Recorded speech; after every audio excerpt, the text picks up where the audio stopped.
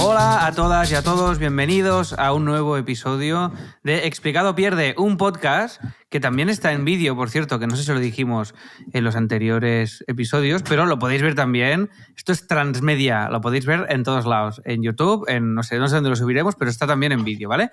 Y esto es un podcast de comedia para los amantes de la guasa, de la comedia, y hecho por La Llama School, que es lallamaschool.com, que somos una escuela de comedia online. Y tenemos con nosotros, como siempre, los colaboradores que iremos cambiando, porque iremos trayendo invitados, ya lo iréis viendo, pero hoy tenemos con nosotros a Raquel Hervás. Raquel, ¿qué tal? ¿Cómo estás? Oye, primera noticia de que me van a cambiar. No, a ti no, seguramente a mí. No, mi autoestima. Seguramente a mí, porque vendrá un invitado es que o invitada. ha sido desafortunado el comentario de a mí realmente me van a cambiar. Creo, el Estatuto de los Trabajadores, esta forma de anunciar los despidos, creo que no vamos se a cambiar a Javi. ¡Otro juguete roto de la industria! Así es la comedia. Esta es la primera lección en comedia. No te encariñes con nadie. Con tu trabajo. No te encariñes con el dinero. No te encariñes con cobrar, eso es. Tenemos con nosotros también a Javier Rueda. Javi, ¿qué tal? Hola, buenas. Aquí el tiempo que me permitáis. Bueno, yo como te despido de Community Manager de La Llama School cada semana. Para mí ha sido menos shock la noticia que para Claro, Raquel. tú estás acostumbrado. Tienes callo. Somos unos cromos de Pokémon, Javi. Estamos repeinos cambios. Lección de la comedia. Todo el mundo es reemplazable. Eso es. La comedia de la vida. Y tenemos con nosotros también a Quique García, Quique, cofundador de La Llama School, del Mundo Today. Mundo Today, cofundador de un montón de cosas, fundador propio de nada. Eso es. ¿Qué tal? Bueno, pues ya está, ya estamos en la chicha. Hoy, antes de, Quique, de cederte la palabra, que es lo que controlas tú y lo que dominas tú y el tema, porque Quique está muy vacilón, ¿no? Y dice, del tema de hoy puedo hacer un podcast, pero no un episodio, un podcast entero de 1000 episodios. De 1000 episodios. Bueno, a ver, en realidad vamos a acotarlo un poco. Como estamos entrando un poco en materia a nivel de nuestro podcast y conociéndonos, ganando confianza. Hombre, confianza va sobrado, por lo que parece. No, ganando confianza entre nosotros. Quiero decir, estamos como en las primeras citas, pues vamos a ir sobre seguro. Para no ir hablando de temas más complejos. Así que dije, bueno, pues hablemos de falso documental, que es mi tema. Yo antes de... Mockumentary. En inglés, el falso documental llamado mockumentary, que viene de mock, que significa broma, o parodia más bien, y cumentary, que sería documentary. Por tanto, mockumentary, traducción literal al español. Hubo alguna, me parece que la propuso Jordi Sánchez Navarro en un libro que se llama Los desvíos de lo real, y lo llamaba mofumental. Bueno, no funciona, aquí se suele hablar de falso documental. Por especialmente hacer mofa, porque ¿no? así de mofa, sí. Especialmente porque al hablar de mofumental o mockumentary, aunque la mayoría de falsos documentales son comedias, hay alguna excepción a ese género. O sea, la mayoría de falsos documentales son parodias de documentales reales. Por ejemplo, el más famoso de todos, This is Spinal Tap, que es una parodia de un género de documental muy típico de los 70, que era el rockumentary, que es el documental sobre grupos de rock, en especial grandes bandas. O sea, delante de documentary puedes meter cualquier palabra, ¿no? Puedes meter cualquier cosa, sí. Bueno, ya sabéis que los idiomas bárbaros pasa la polla por la cara. Que no vienen del latín, como el alemán y el inglés, son muy de hacer estas cosas. Son muy de hacer estas composiciones de palabras absurdas para definir conceptos. Esto es muy útil especialmente en filosofía. Pero no vamos a hablar de filosofía. Gracias. Pues el falso documental más famoso, más que todos tenemos en mente, es This is Spinal Tap, que es una parodia de documental de rock. ¿Lo puedes decir más lento para quien esté viendo esto? This is Spinal Tap. Un día podemos hablar solo de This is Spinal Tap. Yo me acabo de enterar de la existencia de esto. Pues un día también, como deberes nos ponemos a ver This is Spinal Tap. Tengo el guión aquí, de hecho editado en un libro, lo puedo dejar y lo podéis leer. Vale. Y ver la peli. This is Spinal Tap es posiblemente, debe estar entre las 5 mejores comedias de la historia del cine. ¿Sí? Sí, This Spinal Tap es importantísimo. Es Vale, una peli me lo divertidísima. Yo de verdad tampoco lo conocía en este tema. No pasa nada, no pasa nada. Un día nos lo ponemos de deberes y lo comentamos. Bueno, ¿de qué va? ¿Cuál es la premisa? No me desvíes porque no vamos a hablar de falsos documentales de pelis. Vale. Además ya he explicado de qué va. Es una parodia de documental de una banda de rock. Vale. Pensaba que había alguna premisa un poco más. No, va de eso. Es una parodia de Black Sabbath, digamos. Vale, perfecto. Aunque la mayoría de falsos documentales son comedias, hay alguna excepción que no. Y hay una excepción muy conocida de falso documental que no es una comedia, y es El proyecto de la bruja de Blair. El proyecto de la bruja de Blair es un falso documental, es decir, se da apariencia de que hay unos chavales grabando un documental y que estamos viendo los archivos que se encontraron en sus cámaras, y es una peli de miedo, no es una comedieta. Aunque la mayoría caníbal, si nos ponemos así. Holocausto caníbal, por ejemplo, es un poco así. Guau, Holocausto caníbal, qué miedo. Y lo de Jordi Évole del 23F, eso es un falso Lo de Jordi Évole del 23F. Vamos poniendo referencias acertadas. Yo recuerdo uno que se llamaba Sugar Man, creo que era, que era Searching for Sugar Man es un documental de verdad. No, es de verdad, ¿no? Ese es un documental de verdad. Sí. Vale, es un documental de... No, pero la historia es falsa, lo que hay. No, lo que cuentan. Sí, pero no es un falso documental. Es decir... Vale, ok. Vale. ¿Por qué sé tanto de falsos documentales? Sé tanto de falsos documentales porque cuando yo he estudiado filosofía, he estudiado comunicación audiovisual y luego hice un doctorado. Y en el doctorado la tesis que empecé a escribir era sobre falsos documentales porque aunaba las dos cosas. Aunaba por un lado epistemología y por otro lado... ¿Qué significa eso? Epistemología es filosofía de la ciencia, filosofía del conocimiento. Es decir, la epistemología es la rama de la filosofía que te explica cuáles son los límites del conocimiento, te explica qué diferencia la ciencia de la pseudociencia, por ejemplo, que te dice cuándo conoces algo con certeza y cuándo no. Vale. Digamos, el humor tiene límites, pero el conocimiento también. Eso. Bueno, la epistemología sobre todo pues te define qué es la conciencia y tal. Entonces, en mi tesis, yo cuando empecé a estudiar el falso documental me di cuenta que había algunos libros, como por ejemplo este que tengo en la mano, que es azul, Faking It, que habla de falsos documentales y viene a decir que el falso documental lo que demuestra es que no hay conocimiento, que el documental en sí, el formato documental... siempre es falso. Sí, y eso es mentira. Eso es mentira porque efectivamente todos hemos usado documentales para transmitir y recibir información. Es decir, tú ves un documental de animales y a lo mejor los animales están entrenados para atacarse entre sí, o a lo mejor hay escenas recreadas, o a lo mejor la nutria Judy no se llama Judy. Sabes que esto lo hacen en los documentales, hay muchas escenas recreadas. Searching for Sugar Man, en Searching for Sugar Man es verdad que hay pues cosillas manipuladas, pero eso no lo convierte en un falso documental, eso en todo caso lo convierte en un documental falso. No es una parodia, es decir, no hay pero es que yo creo... pero entonces el falso documental es necesariamente una parodia del género documental. Es una parodia del género documental explícita. Es decir, en algún momento, ya sea al vender la peli. Pero muy divertido. La bruja de Blair tampoco lo es. La bruja de Blair es un falso documental, sí. Lo que pasa es que... Hombre, cuando llegan los créditos pone guión. Bueno, Raquel se ha tenido que irse por un inconveniente, pero seguimos y estamos comentando esto. La diferencia entre documental falso o falso documental. Vale, digamos el falso documental. Un ejemplo, This is Spinal Tap, ¿vale? Todos lo conocemos. Zelig de Woody Allen es otro ejemplo. El proyecto La bruja de Blair, en un caso de peli de terror. Hay un montón. Hay una peli europea muy famosa que se llama Man Bites Dog, el hombre que mordió a su perro, que también es un ejemplo. Pero de lo que quería hablar hoy, porque me parecía un poquito más accesible que hablar de falsos documentales, era de las series que usan el recurso de falso documental. Y diréis, ¿cuál? Y os voy a señalar una muy famosa, que prácticamente todos hemos visto, que es The Office. Uh-huh. Bueno, esta es la gran serie, que utiliza este recurso para marcar, para crear ese formato, vaya, en serie.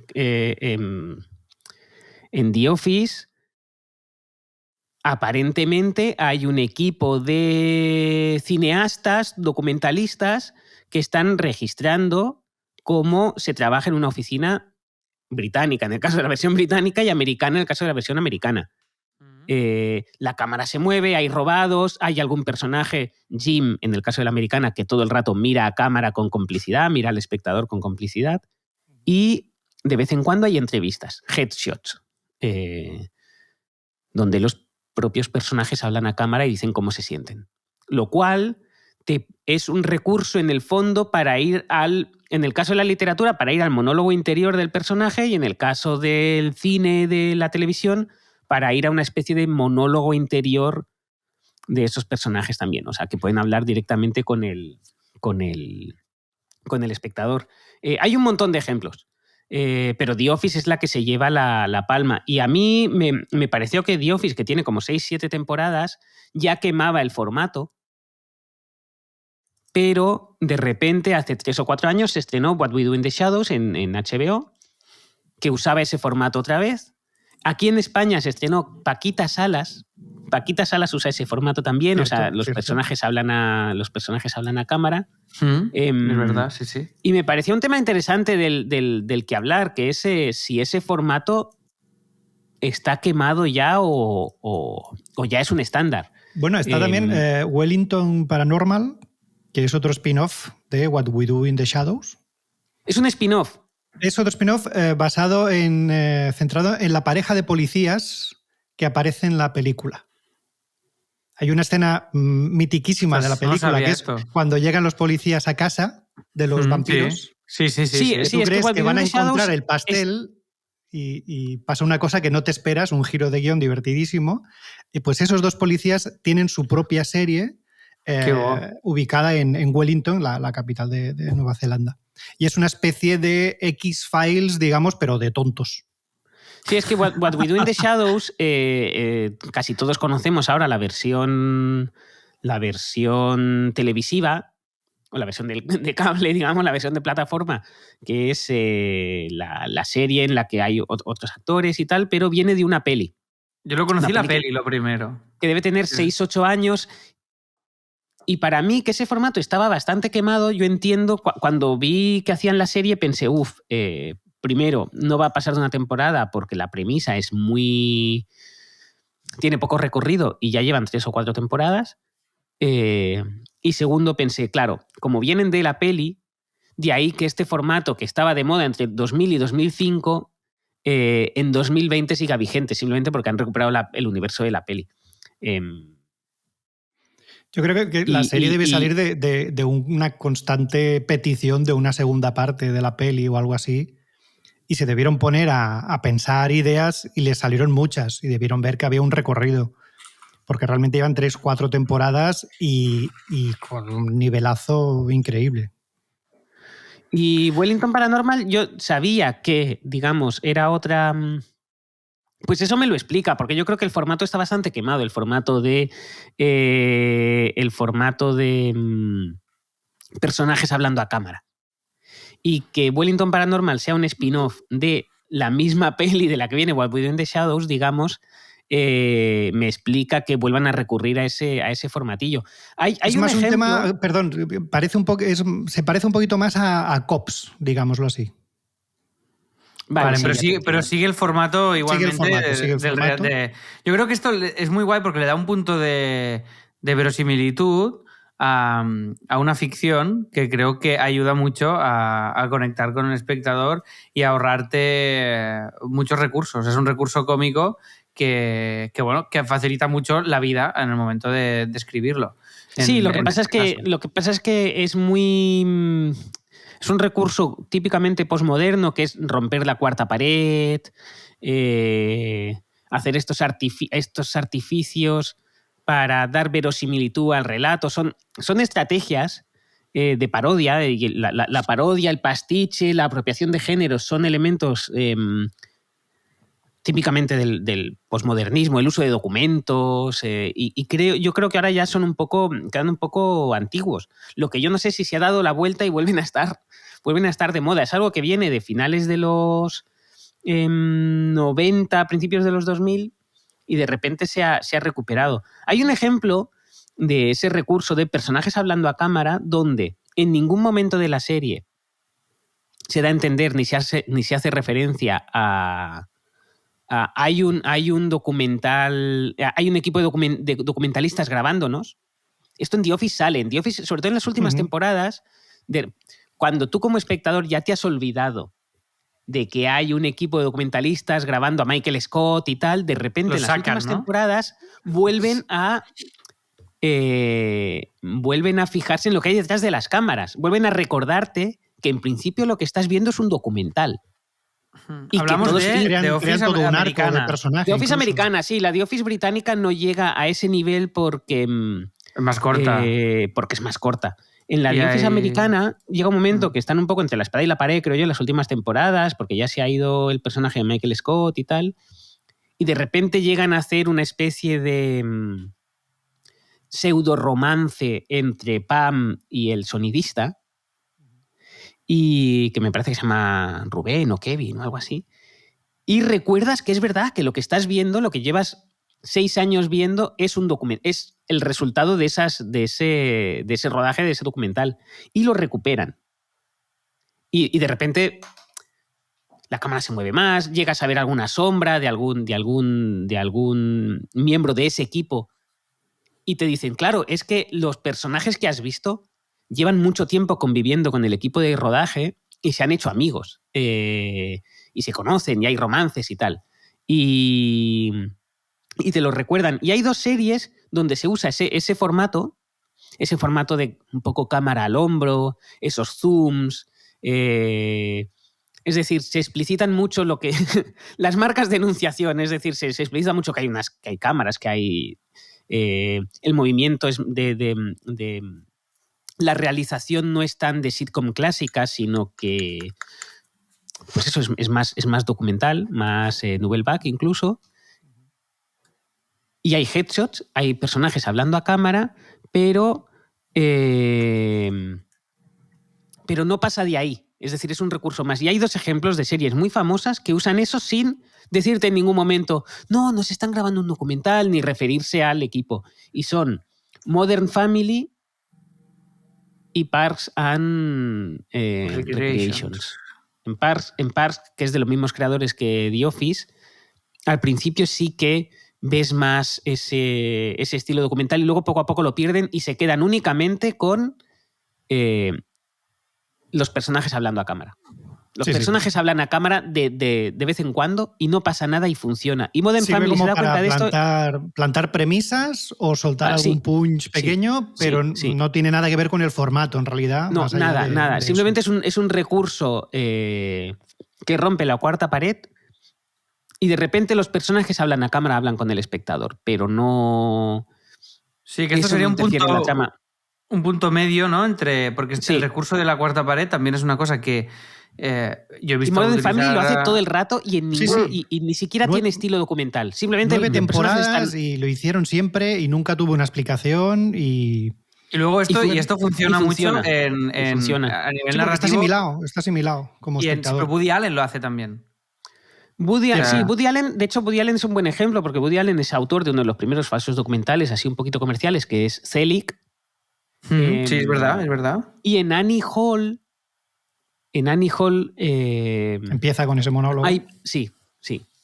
Es decir, la llegada al punto en el que hay personajes hablando a cámara y tú no te preguntas nada, pasan 30 años hasta que eso más o menos se puede hacer, que es desde los 70 hasta los 2000, y toda esa gramática audiovisual la tenemos asimilada hasta el punto de que Modern Family, una serie hipercomercial, una serie familiar y que no tiene ningún tipo de sofisticación audiovisual, hay personajes hablando a cámara y tú dices, ok. Lo compro, lo entiendo. Entiendo el código y no se explica en ningún momento. Pero sí, incluso diría... En España está Paquita Salas, pero no sé si en algún momento se hace referencia a no recuerdo que en ningún momento se hiciera referencia a es que me están grabando un documental. Creo que... No, creo que no. No me suena a mí tampoco, pero porque creo que ya se le da la vuelta y a lo que están parodiando ya es a los realities de televisión. Sí, puede ser. Creo que en Paquita Salas igual sí que hay un poquito más de eso, más que de falso. Sí, tienes razón. Porque el reality, de pronto hay un boom de realities en TV, se lía a hacer realities a punta pala. Las Housewife en América, que tienen no sé cuántas franquicias. Y además, el formato de telerrealidad, que además es también falso, juega con eso, con imágenes supuestamente grabadas, sin que sean conscientes la gente que aparece ahí, y declaraciones a cámara explícitas. Con lo que el documental ya pasó a ser formato televisivo y quizá estas comedias que estamos mencionando se acercan más al reality que no al documental en algunos casos. Sí, puede ser. Bueno. En cualquier caso es como sí que las declaraciones a cámara, en el caso de What We Do in the Shadows, de vez en cuando hacen referencia al equipo documental. Muy de vez en cuando ven que les va bien para un chiste.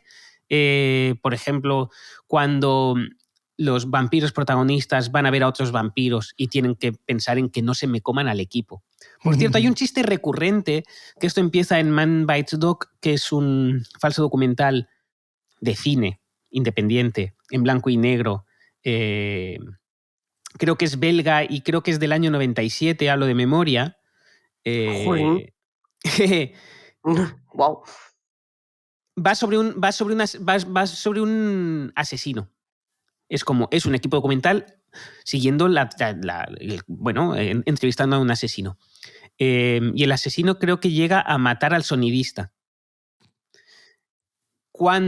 Y esto es siempre así, en los falsos documentales, cuando le ocurre algo al equipo de rodaje, siempre es al sonidista. Al sonidista. Bueno, porque puedes prescindir. Siempre es al sonidista. La imagen la requieres, claro. Porque es muy prescindible. Es muy prescindible, entonces siempre es al sonidista. Y esto es un... Yo diría que esto arranca en Man Bites Dog, que por cierto se hizo serie en 2002, 2004, no la he visto. La peli, yo imagino que debe haber envejecido mucho. Hay una cosa muy guay del falso documental, que esto se ve a nivel de cine, no tanto de serie. A nivel de serie no hay ninguna que sea muy independiente, excepto la siguiente que voy a comentar ahora. Es que cuando tú imitas la narrativa de reportaje televisivo, de reportaje documental, y el caso de El hombre que mordió a su perro es una peli independiente, muy independiente, es decir, rollo estudiantes, y el caso de El proyecto de la bruja de Blair también, es que como son documentos encontrados de un equipo documental, de repente puedes hacer algo muy barato. Es como, no, es que este documental se ve muy mal porque es un documental, no es una sitcom. Se justifica. No hay multicámara, sí. La cámara se mueve, la cámara es ligera, se ve en blanco y negro, se oye mal. Puedes, pero hay un ejemplo de un falso documental que es rollo Bruja de Blair, que también se utiliza en el género fantástico, en este caso también de terror, que es la peli Monstruoso, no sé si la habéis visto. Sí, la peli Monstruoso sería también, no es un ejemplo de peli barata, precisamente. Por eso te iba a decir que lo guay es que lo puedes hacer, te justifica el hacerlo muy barato, pero te justifica también hacer una locura con calles estallando, bombas y cosas, pero la cámara al final, que no deja de ser un cámara profesional el que lo hace. Sí, claro, en ese caso se hace para... Porque lo que buscas es otra cosa, lo que buscas es dotar al relato de veracidad y un punto de vista original y no tanto hacer algo barato. Mi serie favorita con formato falso documental, que igual la habéis visto, seguro que Javi la conoce, está ahora en Netflix, la podéis ver, sobre todo las primeras temporadas, creo que merecen muchísimo la pena. Es una serie canadiense, es una sitcom. The Office es mucho más importante y quizá es incluso más divertida, pero no es mi preferida. Y mi preferida de este formato de sitcoms con formato falso documental es Trailer Park Boys. ¿La conocéis? Pues, he suspendido el examen. Jolín. Vale, cuando las pusiste en la lista que estuvimos hablando el otro día, dije, Trailer Park Boys es una serie, es una sitcom que debe ser de 2002, de la cual empezó como una peli con formato falso documental y luego se hizo serie. La intrahistoria de Trailer Park Boys es hipercutre. Es muy cutre, está llena de traiciones y chantajes, está llena de actores no profesionales, está llena de sonidistas que pasan a ser, al menos en 2 ocasiones, que pasan a ser actores. Y por tanto hay que contratar un nuevo sonidista. Trailer Park Boys, os resumo de qué va. Hay headshots también, hay declaraciones a cámara, hay referencias a... Están grabando un documental sobre mí. Referencia que... Hay una constante en estas series. Al principio, en la primeras temporadas, se hace mucha referencia a los documentalistas, pero llega un momento en el que ya no tiene sentido que ese documental lo sigan haciendo. En The Office lo dicen, en plan, ¿cuántos años llevan grabando este documental? Y hay un momento en que dejan de hacerlo porque ya no necesitas esa plataforma para justificar el formato y lo abandonas. Y en el caso de Trailer Park Boys, las primeras temporadas se hace bastante referencia al asunto. ¿Y de qué va? Va de unos delincuentes de poca monta, que son Julian y Rick, sobre todo, que viven en un parque de caravanas, esos barrios muy pobres, hechos... White trash.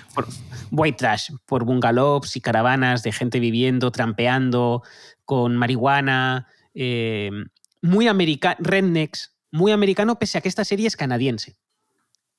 Y la serie es una puta maravilla. El doblaje en español es divertidísimo. Es de los pocos falsos documentales en los que os recomiendo que el doblaje sea que veáis la versión doblada.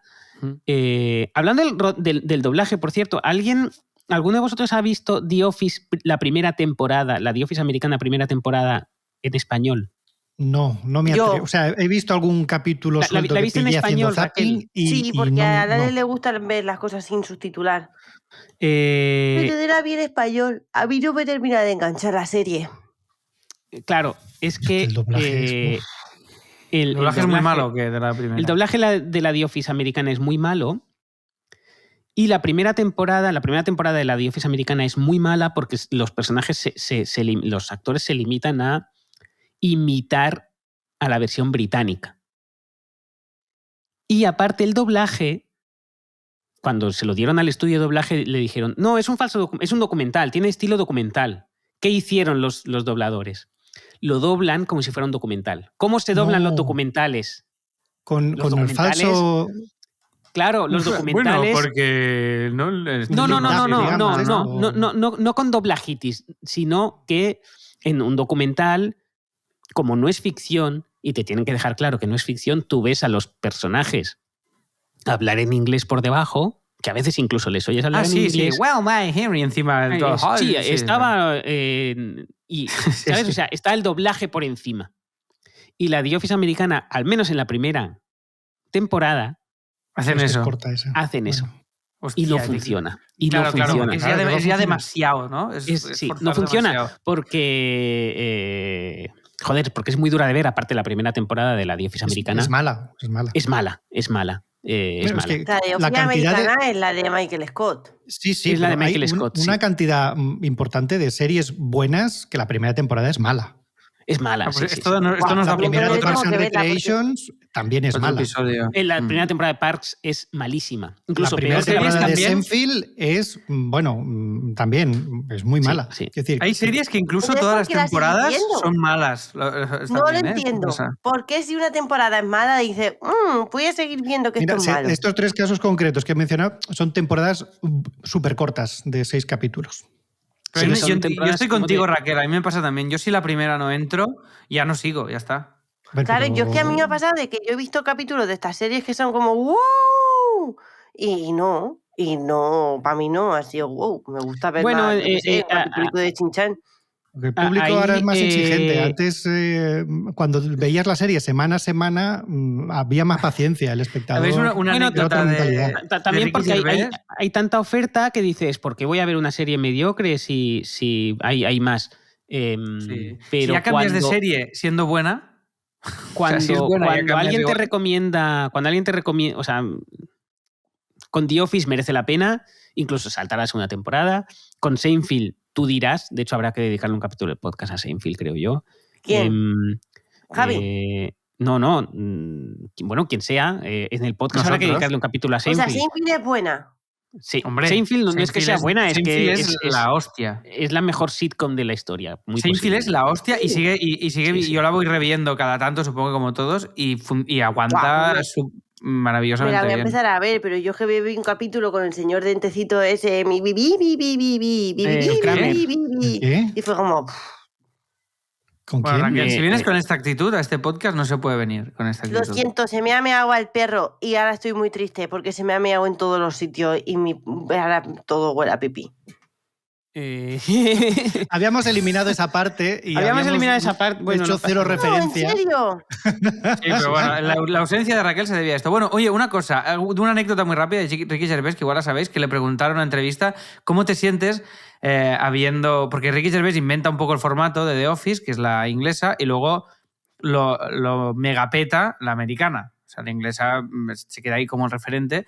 Y le preguntaron, ¿cómo te sientes habiendo petado mucho más la versión americana de tu serie que tu propia serie, ¿no? Y dice, y él respondió, I feel fucking rich. O sea, claro, porque, sí, totalmente. Cobrar royalties, el trabajo ya lo hizo. Y me gustó mucho esa respuesta. Oye, para sentirse fucking rich. Quería hacer un apunte de Quique muy rápido, de esto del recurso de la cuarta pared y de mirar a cámara y tal, que no es lo mismo, ya hemos dicho de Woody Allen, pero un poco creo que en Fleabag también pasa este punto. Sí, creo que es un buen apunte final para esta cosa que hemos esbozado un poco por encima.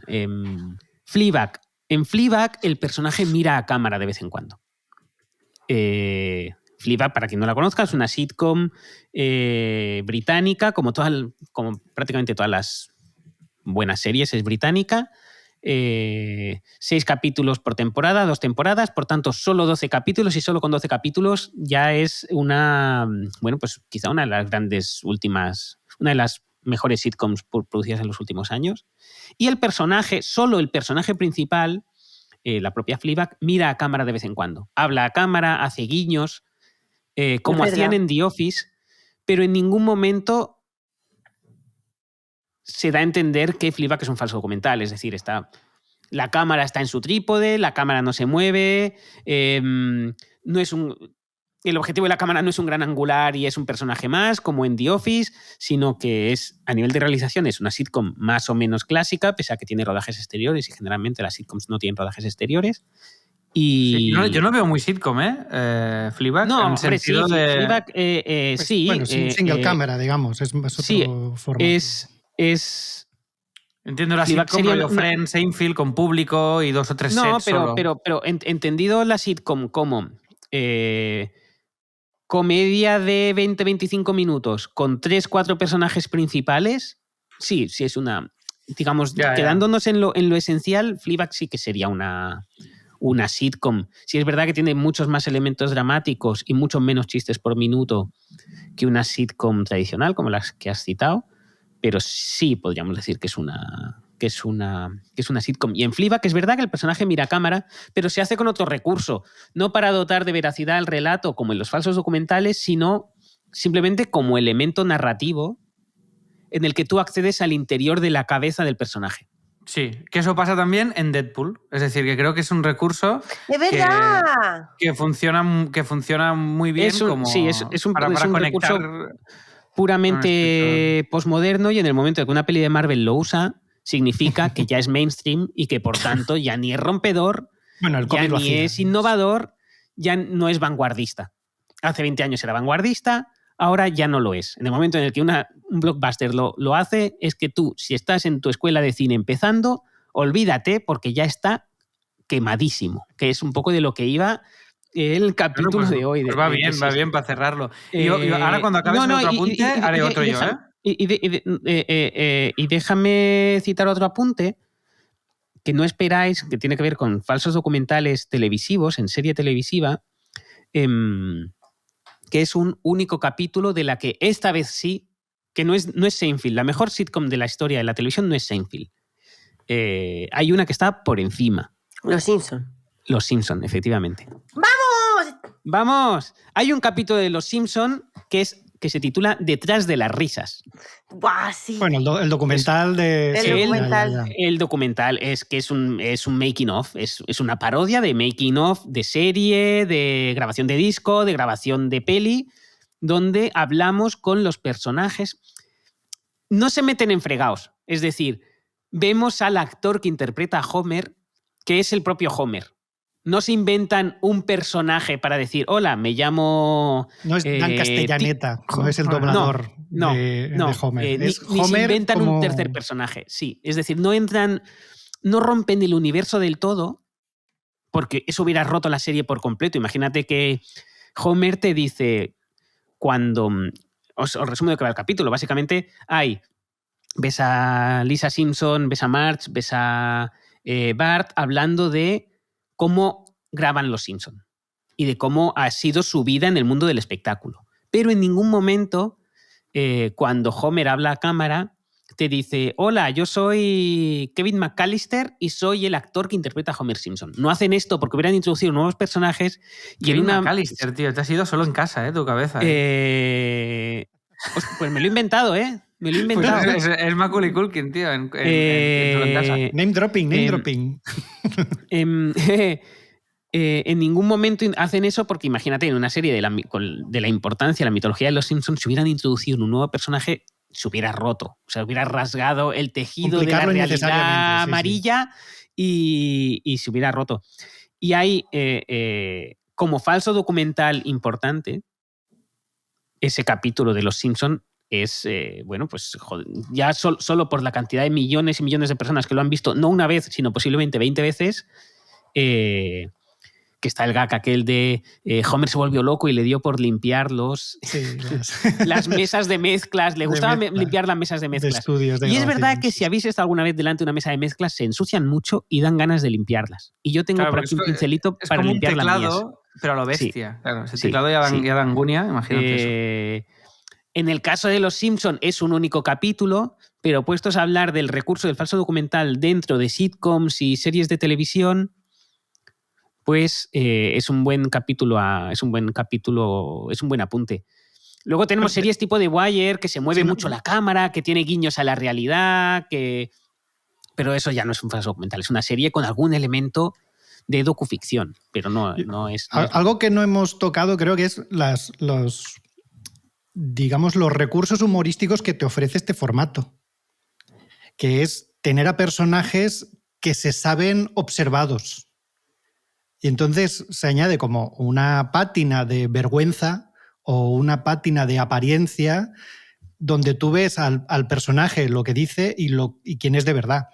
Entonces, que esto también es el gran recurso del mockumentary, que es gente que no puede actuar libremente porque sabe que hay una cámara grabando y que le están mirando. Entonces hay ahí como... Limitar la conducta del personaje para enseñarte cómo realmente es también, ¿no? Y esto es jugar con la vergüenza ajena, esto es algo que ha dado grandes momentos de comedia. Sí. O incluso al revés, porque si vemos The Office americana y The Office inglesa, utilizan el recurso de forma muy diferente, porque David Brent quiere ser famoso. Y es un tipo que se aprovecha de que hay cámaras, intenta ser gracioso y divertido, él mismo utiliza la propia serie para intentar crear la estrella David Brent. Entonces, en cambio, en The Office americana eso no es así. Es así en las primeras temporadas en las que Michael Scott hacía algún chiste y mira a cámara, pero no, luego ya se pierde. De hecho, claro, es que hay una cosa de la que no quería hablar demasiado por no alargarme, pero es que quien inventa el documental cinematográfico, es la escuela británica. O sea, son los británicos los reyes del documental.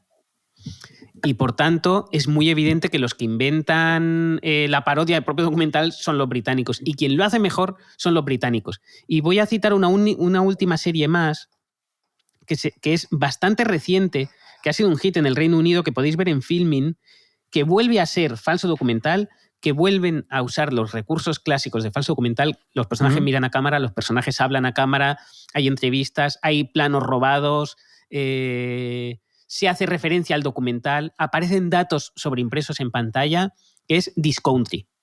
This Country es una serie sobre dos primos de la campiña británica, de la campiña vaciada, digamos. Es divertidísima, es súper tierna, es muy, muy, muy guay. Los actores son increíbles, son los creadores de la serie, además. Y es como, jolín, vuelven a usar este recurso que estaba ya quemadísimo, que The Office ha roto, por una cuestión ya de supremacía numérica, y vuelve a funcionar una vez más. Y de hecho, ¿por qué a mí me obsesiona este tema? Bueno, pues porque soy el director de Mundo Today, que lo que hacemos es parodiar un diario informativo, y cuando hacemos vídeos, nuestros vídeos son falsos informativos, falsos reportajes, falsos XXX, lo que sea. Mock journalism. Y al ver This Country es como, ostras, pues igual aún tengo un shot más para intentar parodiar algo así. O sea, el formato no termina de estar... bueno, acabado del todo, ¿no? Tú estudias este formato por miedo a desaparecer, básicamente. Wow, si es bueno, al final funciona. Y This Country, para ser muy reciente, vuelve a usar un recurso que tiene como 25 o 30 años. Y no sé qué última apunte querías añadir, Alex, antes de... Yo quería añadir una reflexión, que era que de alguna manera creo que esto del el hecho de poder hacer de mezclar formatos o géneros, o no sé cómo lo podríamos llamar, pero el hecho de mezclo una sitcom con un documental, ¿no? Y me genera un formato nuevo. Creo que esto para la comedia es bueno en general, mezclar cosas, pero para la comedia lo aguanta muy bien y puede dar ideas a quien nos esté escuchando o quiera montar algo. Por ejemplo, el tema de parodiar. Nosotros en el propio... hablo del musical de Autónomos porque es lo que conozco, porque lo hemos hecho nosotros. Pero que hemos hecho un musical parodiando los musicales. No es lo mismo, pero sí que creo que cualquier elemento que le añadas... La comedia aguanta que puedas hacer esto y ir potenciándolo. Y en otro género no pasaría. ¿Me estoy explicando lo que quiero decir?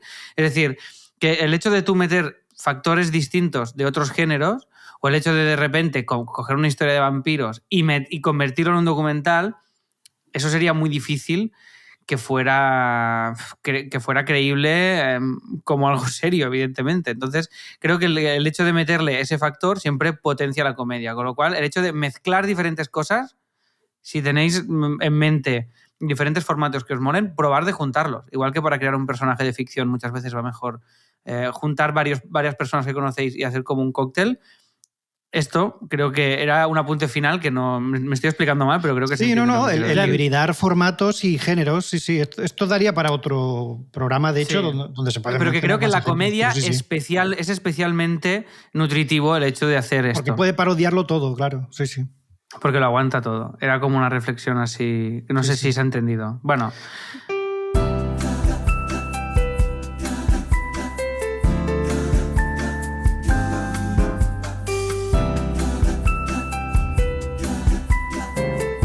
Muy bien.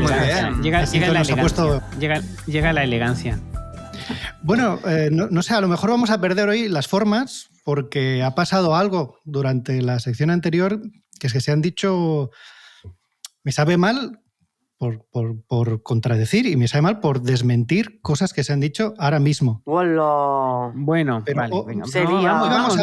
No pasa nada. Llevamos solo 3 capítulos y ya hay tensiones. Ya hay roces, ¿no? Bueno, venga, vamos. Se han dicho verdaderas mentiras y verdaderas ofensas y esto lo vamos a dejar... Mira, voy a empezar a hablar sin decir el tema el título de lo que voy a hablar. Os voy a dar datos y a cada dato que os dé vais a tener que intentar adivinar de qué voy a hablar hoy. Vale. 37 premios Emmy. Son muchos, ¿eh? 37 premios Emmy. Siguiente pista. 37 premios Emmy, pues no lo sé. No me atrevo. Tiene que ser una serie longeva. 11 temporadas. No son los Simpsons. No, entonces es The Office. 11 temporadas. Es The Office, ¿no? The Office. Spin-off. Es un spin-off. Tiene un spin-off. ¿Tiene o es? Toma, no, vale, ya sé. ¿Shin-chan? No estamos hablando de Shin-Chan, estamos hablando de Copón, se me ha olvidado el nombre. La siguiente pista, y te digo ya de lo que estamos hablando, la sitcom más aclamada por la crítica, considerada la mejor de la historia de la televisión. No, estamos hablando de Cheers. Casi. Cheers. Estamos hablando de Frasier. No, ya lo sé. Frasier, lo iba a decir. Frasier, lo iba a decir, os lo juro. Lo iba a decir tú. Por Se cierto, me ha adelantado. Lo voy a editar y va a aparecer ¿De qué año es esto? Ahora que hablabas de esto, MASH, es mi sitcom favorita, ¿eh? Una de las series más longevas de la historia, MASH, la peli original tenía formato de falso documental y es de los 70. Pero hablemos de Frasier, por favor. Una serie muy olvidada. Claro, bueno, Frasier no es que esté olvidada, es que no está en ninguna plataforma. Es que ese es el problema. Y a eso iba yo. Todo el mundo habla de Friends y todo el mundo habla de Seinfeld. ¿Por qué? Porque están Netflix y Amazon tirándose dinero unos a otros por conseguirlas. Pero Frasier, Cheers, son dos series que son monumentos de la sitcom, que no están en ningún sitio porque son de Paramount Pictures y tiene su propio streaming, que es Paramount Plus, que aquí no se ve todavía, y entonces es una serie que no está en los streamings. Y por eso está perdiendo como fuelle con las generaciones más recientes, pero estas series, en fin, son las sitcoms mejores valoradas de la historia. ¿Sí? Podemos recuperar. No hemos dicho el nombre de esta sección y creo que es importante para que la gente se sitúe. Oh, es cierto. El nombre de esta sección, que tiene la música más elegante de todo el programa, digamos, de todo el podcast, es Comedy Starter Pack. Ahí está. Bienvenidos a Comedy Starter Pack. Perdón, fallo mío por no decirlo. La sección... La ofensa me ha podido. La sección en la que Javi recomienda aquellas cosas que sí debes conocer. Que debes conocer sí o sí si te interesa la comedia. Buah, y hoy hablamos de... Y que no puedes ver. Ahora que no puedes ver en el streaming. No puedes ver. Y que seguramente los torrents ya no tienen a nadie linkando torrent ahí. Me flipa Frasier. Me flipa. 1993-2004. O sea, coetánea de Seinfeld y de Friends. En Seattle, pasa en Seattle la historia. Pasa en Seattle, exacto. ¿Y de qué va? Sí, el argumento es ese. Es Frasier Crane, era un personaje que habíamos conocido en Cheers, que es un psiquiatra, que vuelve a su ciudad natal, que es Seattle, y allí para cuidar a su padre, digamos, que ha enviudado y tiene una herida, va cojo y entonces no puede vivir solo. Y entonces está él viviendo con su padre en casa, con la cuidadora de su padre. También aparece por ahí su hermano de vez en cuando, y además tiene un programa de radio donde él es psiquiatra que acepta llamadas con consultas de los oyentes. Aquí me flipa el doblaje de esta serie a mí en particular. Yo la vi toda en español y me encanta. Sí, yo también, porque eso no está en streaming. Entonces, voy a apuntar la anécdota que todo el mundo conoce de que la persona que dobla claro. al actor de Frasier en España, es decir, que el actor de Frasier en Estados Unidos es el doblador del actor secundario Bob. Exactamente, sí. Y la persona que dobla a Frasier y al actor secundario Bob. A Frasier y al actor secundario Bob aquí en España son la misma persona. Y eso es... bueno, es una casualidad bonita que contemplaron en el doblaje de Los Simpson. Mágicamente pudieron aprovechar, porque en Los Simpson, sabiendo que ese actor dobla al actor secundario Bob, meten como personaje al hermano del actor secundario Bob, que básicamente es el mismo personaje que el hermano de Frasier en la serie Frasier. Lo dobla el mismo actor. Y aquí en España también. O sea, y aquí también. Que al final esa búsqueda de la fidelidad en el doblaje español dio sus frutos, porque nadie sabía que iban a meter a ese segundo personaje. O sea, digamos que es bellísimo. Hubo una suerte de multiverso en el que el doblaje coincide con los actores y los personajes. Sí, es qué guay. Una casualidad muy, muy loca. Pues, ¿tú, Javi, has visto Frasier entera o qué? Yo sí, hombre, sí. Hombre, claro. Yo la he visto enterísima, y es una serie que aguanta perfectamente. porque no hace ningún tipo de alusiones contemporáneas, porque siempre utiliza referentes. Uno de los rasgos principales del personaje principal es que es un pedante, es un snob, es muy culto, es muy narcisista y siempre se mueve en unos ambientes con unos referentes clásicos, referentes antiguos y esto, muy cultos. Entonces, eso hace que todas las referencias y todos los chistes y muchas de las situaciones, digamos, superen el paso del tiempo, porque son clásicos. Son siempre antiguas, claro. Exacto. Sí. Las óperas de Puccini siempre serán clásicas, las obras de Picasso, los vinos del 75, claro, todo eso siempre tendrá el mismo efecto porque supera el paso del tiempo. Y esto es un efecto, al utilizar estos temas como referentes, consiguen que la propia serie se nutra de esa propiedad. Y tú puedes ver ahora mismo capítulos de Frasier y te ríes igual que la primera vez porque es que se aguanta perfectamente todo. Es una de las ventajas que tiene y una de las desventajas es que no se puede ver en ningún sitio, pero bueno. Siendo estrictos, Javi, pese a la retahíla de premios que has apuntado, ¿realmente Frasier crees que está a la altura de formar parte de un comedy starter pack? ¿Realmente crees que es un must? ¿En serio? Más absoluto. Es la sitcom pura. Yo respondo sí a esta pregunta. ¿Está grabada con público?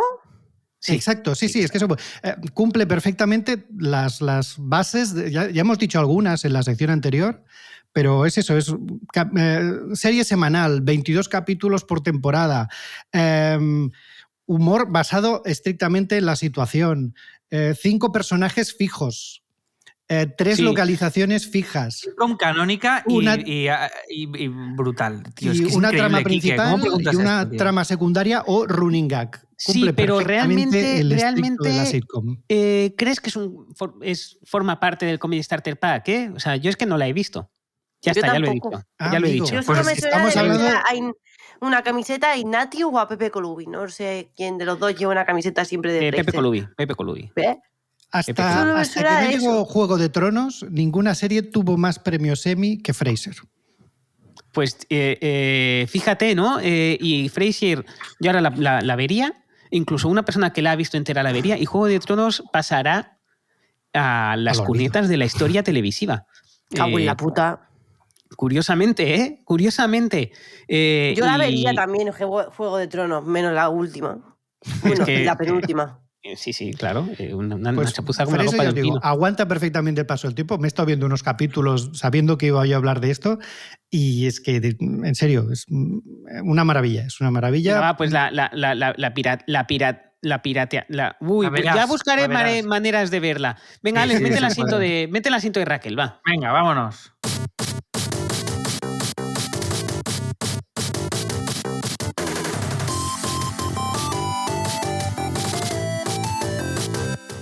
Bueno, pues nos vamos con la sección de Raquel, que recordemos que consiste en que tú, Raquel, te ves un curso de la llama y te lo resumo. Y nos lo destilas aquí para todos los oyentes y oyentes. Básicamente. Para que no haga falta darse de alta en la escuela, que es una pues layamaschool.com. Para que no, o sea, que son 14 euros al mes, pero bueno, si Raquel te lo resume, pues ya está, no hace falta. La sección de Raquel se llama Disparo en el pie. Disparo en el pie. Uy, me gusta a mí, ¿eh? Me gusta. Además, yo soy muy de dispararme en el pie. Bueno, esta semana no he tenido una buena semana. Bueno, también cuando tengo yo una buena semana, en fin, no sé. Total, que he dicho, ¿qué voy a ver hoy? ¿Vale? ¿Qué le resumo a la gente? Digo, pues ya está. El fracaso y el oficio del guionista, que son dos cosas que últimamente pues van muy juntas, ¿no? Y lo hace un señor que se llama Juanjo Ramírez. ¿Quién es Juanjo Ramírez? Amigo mío. Juanjo Ramírez, tuyo? Amigo mío. Es amigo mío, sí. Forma parte de... Es muy buena gente. Es muy buena gente. Es muy buena gente. Es un guionista solventísimo. Hace unos hilos en Twitter increíbles. Seguidlo. Y de vez en cuando nos da chistacos para el Mundo Today que él no le da tiempo a escribir, los desarrollamos nosotros y nos apropiamos de su trabajo. Juanjo Ramírez, brillantísimo. Vaya por Dios. Me ha gustado mucho este curso. Qué rico, un 10. 5 estrellas en el curso Advisor, ¿eh? Es que... Es verdad, me parece un curso súper interesante. Es un curso súper interesante. Raquel Advisor, ¿no? Raquel Advisor le da las 5 estrellas. El curso de Juanjo Ramírez Mascaró, la llama School, de El fracaso ¿no? ¿Cómo se llama? El fracaso y el oficio de guionista. Bueno, cuéntanos. Yo creo que son dos cosas que últimamente, pues mira, chico, van juntas. A ver, el señor que me cae muy bien, dice que escribir es básicamente convivir con el fracaso. ¿Estamos de acuerdo con esto? Sí, totalmente. Sí, claro, está toda la vosotros escribís mucho más que yo no escribo tanto, pero fracaso mucho. Entonces dice, escribir es básicamente convivir con el fracaso, y esa frase a mí me ha gustado mucho porque me ha hecho sentir muy bien. Y entonces, que hay una sensación de ser un fraude que tiene todo el mundo, ¿sabes? O sea, la sensación de ser todo el rato un fraude. Eso es básicamente lo que es escribir. Y habla del famoso síndrome del impostor, Sabemos más o menos todo. Quique, de hecho, tiene una rutina muy chula que habla del síndrome del impostor, ¿vale? Pero no solo hay un síndrome del impostor, hay 3 síndromes del impostor. 3. Que no soy digno para dedicarme a esto, ¿vale? Me siento un impostor porque me dedico a una cosa que es un trabajo de mentira, que básicamente la comedia no es un trabajo de mentira, para mí es un trabajo muy serio, pero tampoco hay que fliparse, ¿vale? O sea, ahí. No hay que fliparse dentro de la comedia. No sé, ¿me vais entendiendo? Sí, te vamos entendiendo. Totalmente. Vale. Luego, otro síndrome del impostor dentro del síndrome del impostor. El segundo síndrome, no me siento digno porque hay gente que lo hace mejor que yo. A ver, chico, esto pasa en todas las profesiones. Siempre hay gente mejor que tú. Empieza a asumirlo, ¿vale? Y el tercero es que escribo comedia, pero puedo estar haciendo cosas más serias. Pues chicos, si llega un punto que tú te sientes mal por escribir comedia y crees que estás haciendo que necesitarías hacer cosas más serias, pues intenta escribir un biopic de un niño iraní que quiere jugar al fútbol. Yo qué sé, no escribas chistes, escribe cosas de llanto. ¿No? Yo qué sé, si la gente es... Sí. Perfecto. Juanjo ha mirado en mi alma, Juanjo, con estos 4 apuntes. ¿Ha mirado en tu alma, Javi? Juanjo ha hecho una radiografía de mi alma con estos 4 apuntes. No eres especial, has radiografiado a todo el mundo. A eso voy. ¿Vale? Porque ¿qué pasa? Que todo el mundo nos pasa lo mismo, que no somos tan buenos como nos creemos, ¿vale? No somos tan buenos como nos creemos. Yo a veces me creo que soy buena haciendo comedia, pero hasta que veo, pues yo qué sé, veo a Quique, veo a Magí, veo a Irene Minova, que digo, pues a lo mejor no es que no soy tan buena. Y Juanjo dice una cosa sobre el talento que a mí me ha parecido muy bonita, ¿sí? Pero me ha costado entender. El talento es como un jersey y con el tiempo tienes que dar de sí el jersey. Cuanto antes asumas que el talento que tienes, antes te enfocas en lo importante, que es aprender. Este señor es listísimo. Muy bien. Juanjo ha reflexionado mucho sobre el trabajo de guionista, es un creador entusiasta. Es un creador. Es listísimo. Es un metacurso, ¿no? Es un metacurso sobre el oficio. Sí, de hecho es el primer curso así tipo coach que pusimos en la Llama School, que nos daba miedo como vender por aquello de incluir la palabra fracaso en el campo semántico, pero es que no había otra manera, no había manera de esquivarlo. Además va de eso, por tanto hay que añadirlo. Y es un curso que ha gustado muchísimo. A mí me encanta. Muchísimo. Sí. 5 estrellas en el curso Advisor, te lo digo de verdad, Entonces, Juanjo, sí. Ojo, cuidado, es guionista, pero también es matemático el tío. ¿En serio? No sabía esto. Sí, se saca una ecuación de la picha. Sí, lo hace, es verdad. Con un eje cartesiano de estos. Es un gran número, sí. Sí, con un eje cartesiano de esos donde la X y la Y y una raya así, para así, ¿sabes? Donde dice que hay donde el punto perfecto hay que estar entre sentirse útil y sentirse realizado. Aquí yo no voy a entrar porque yo estoy en crisis existencial y me he puesto a llorar cuando he visto eso. Entonces no voy a entrar. Pues acabemos con ese apunte. Acabemos con ese apunte. Me queda un poco, arriba. Vale, te queda un poco. Me queda un parrafito, ¿vale? Entonces, hagamos honor a la sintonía de la sección, que es súper alegre. Sí.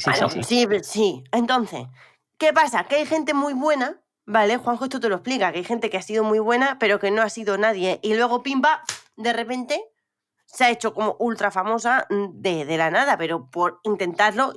Por ejemplo, J.K. Rowling, que se murió primero su madre, se quedó sin trabajo, escribió Harry Potter y la gente decía, ¿dónde vas escribiendo esto? Búscate otro trabajo que no te harás rica. Y luego, mira, pimba, millonaria y terfa. Ya está, ya lo tiene todo. Ser ultra bueno y ser ultra nadie. Es que no para de hablar de mí este hombre. Y entonces también habla de un taxista que lo tuvo muy difícil y llegó muy tarde al éxito. Y yo he dicho, ¡fua! El Fari, pero no, era un señor que se llama Philip Glass o algo así. Philip Glass, sí, claro. Era taxista. El compositor de 18 musicians, 18 musicians, que es una pieza de minimalismo. Funda el minimalismo a nivel de música clásica o música contemporánea. Es la hostia, es uno de mis discos favoritos. Pues yo pensaba que estaba hablando del Fari y digo, ¡buah! La mandanga, tío. No, Philip Glass. Entonces, ¿qué se necesita para conseguir trabajo de guionista? Una prueba de guión, ¿vale? ¿Qué es una prueba de guión, gente joven que está escuchando esto? Pues es una cosa que se hacía antes y ya no se hace porque si quieres ser guionista tienes que plantarte la redacción de un programa en el que quieras trabajar, retar así con un guante a un guionista viejo, ¡pam! Y ya si eres mujer, pues no lo intentes porque no hay mujeres guionistas. No hay. Es verdad que no hay.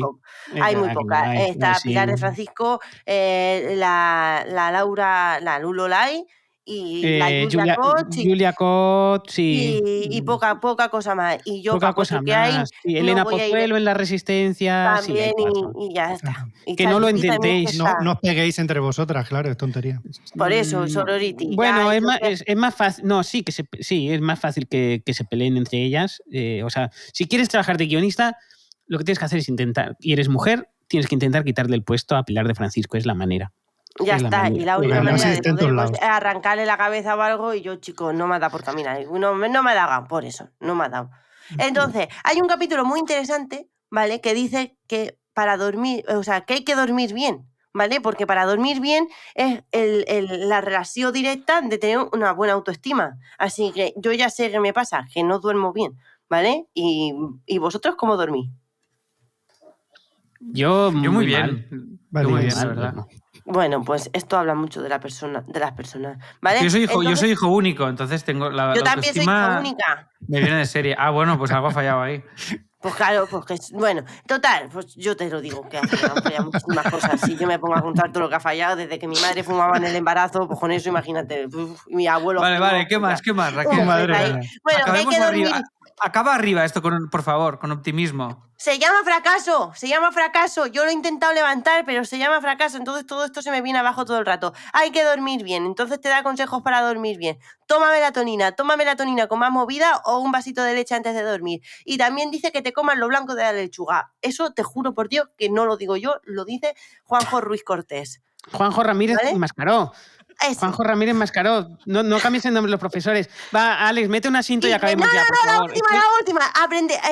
Lo último ya, ¿eh? Hay que aprender a gestionar el ego, ¿vale?